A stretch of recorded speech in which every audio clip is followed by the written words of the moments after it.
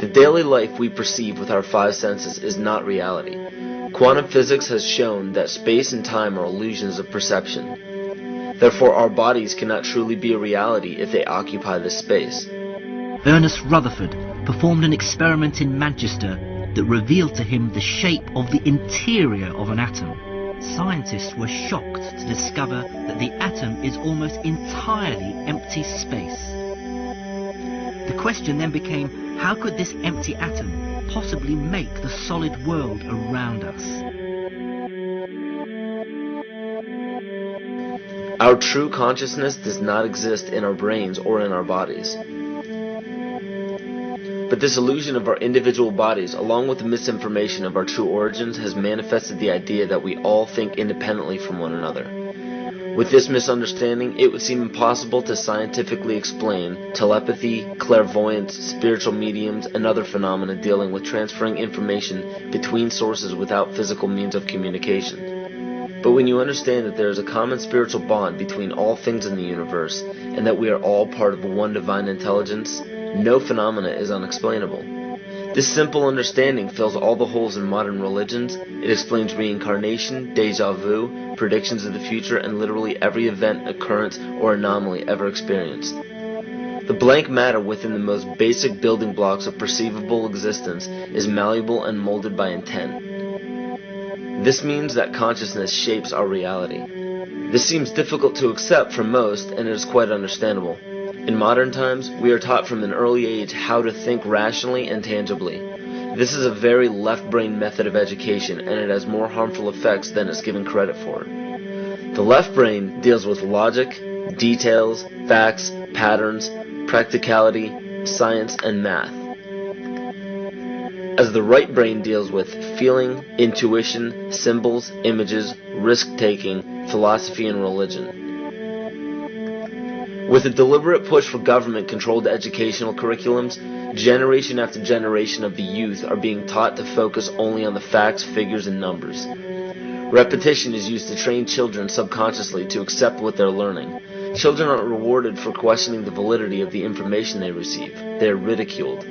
However, the children who blindly accept the information as true and merely regurgitate the information on command when it is time to take a test, those children go on to become the decision makers in our government, law, medicine, business, and every other occupation with power and prestige. The most detrimental effect of being pushed away from holistic thinking with the full brain into a strictly left brain thought is what is known as the suppression of the feminine. Every male and female have both feminine and masculine qualities. It has nothing to do with man or woman. These are represented by the left and right brain, yin and yang, black and white, light and dark, and most every other duality. Both are vital to our spiritual and physical health. In ancient Egypt, the female was the rightful heir to the throne. The male she chose to marry became pharaoh.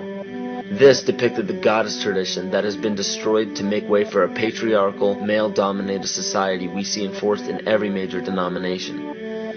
In suppressing the feminine of every society and pushing the people to strictly left-brain thinking, the natural ability for humanity to feel earthly, cosmic, and personal energy became lost. Traditions that were passed on through shamans, witch doctors, magicians, psychics, and seers of all kind became outlawed and ridiculed and given a stigma of something out of a Hollywood movie.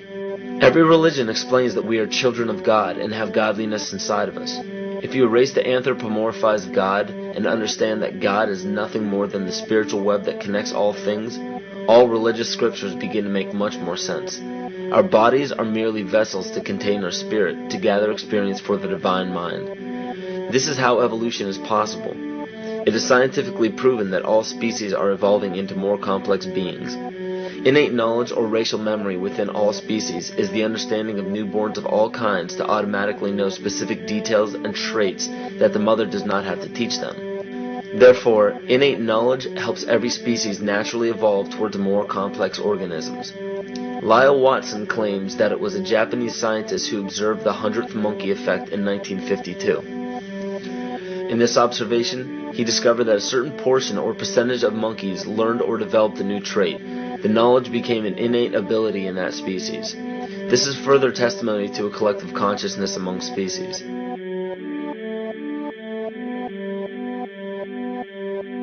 Everything in existence has a natural vibration to it, from our atoms all the way to the vastness of the universe. To show a simple connection between the earth and our bodies, take a look at our body's harmonic focal points, better known as our chakras.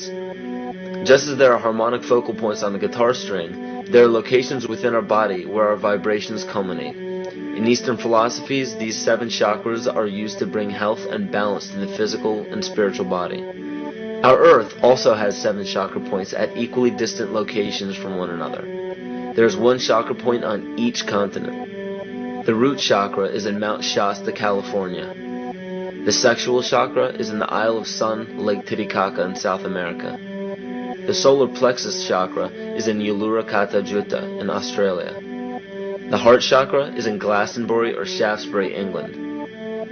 The throat chakra is where the Great Pyramids of Giza in Egypt are. The heart chakra is at Kuhe Malak Sia in Iran. And the crown chakra is at Mount Kailas in Tibet. Scientifically, this is explained because at the core of our Earth, there is a molten iron crystal that resonates at approximately 7 Hertz. There are energy vortexes all over the Earth where electromagnetic energy emanates. There are also several vile vortices surrounding the equator where strange anomalies occur, such as radio and compass malfunctions, as well as plane and ship disappearances. You may have heard of a few of these. So the intangible parts of our existence, such as emotions, are part of the true reality of higher consciousness. If emotions are part of a realm that we cannot experience with our 5 senses, then how is it that we are all aware of our emotions? What most people believe to be emotions are not truly the emotion itself. What we are experiencing is the physical manifestation of these emotions. Anger causes disturbance in the psyche, which manifests itself in the ego. These manifestations cause the heart rate to increase, body temperature to rise, and spawn many other physical traits that signify anger.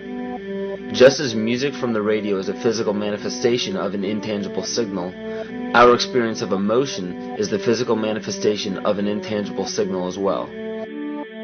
It has been shown that our emotions have a vibratory frequency to them. Furthermore, there are only 2 emotions that humankind experiences: fear and love. All other emotions branch either directly or indirectly from these 2 emotions.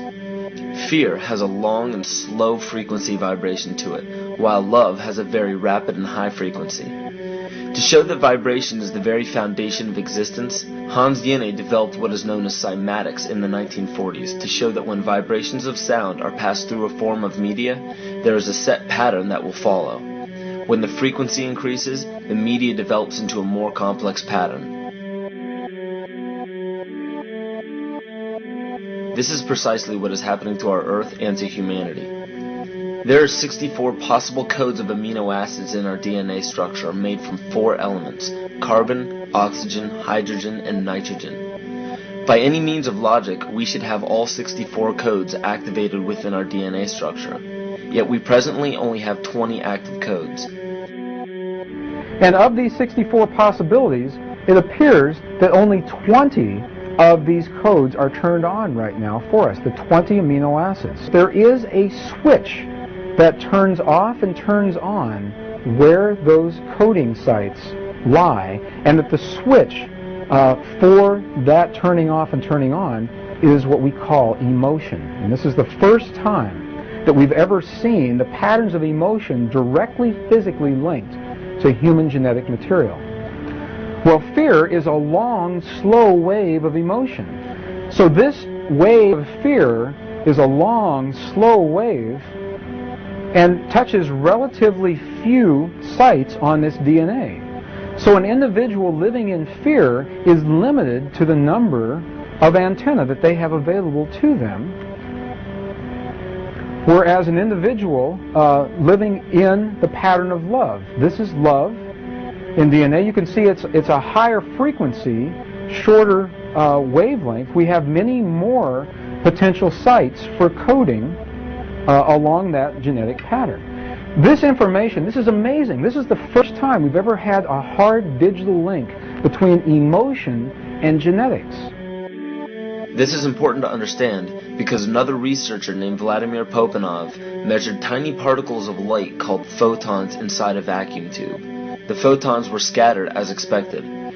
A sample of DNA was then entered into the vacuum tube and they measured the photons again. They found that the particles of light aligned themselves along the axis of the DNA. Then, as they removed the DNA sample, the photons remained aligned to the same form of the DNA even though no DNA was present. This is what is known as the phantom DNA experiment. Science has now bridged a very important gap between physical and ethereal, or spiritual. Our emotions directly affect the structure of our DNA, which directly shapes the physical world we experience every day. So the messages left by the ancients that we've explained here were more than just prophecies about a one-world government or a new world order. We now understand why the study of the heavenly bodies were so important. The rotation and orbit of all that makes up our universe serves as a clock to map changes and transitions.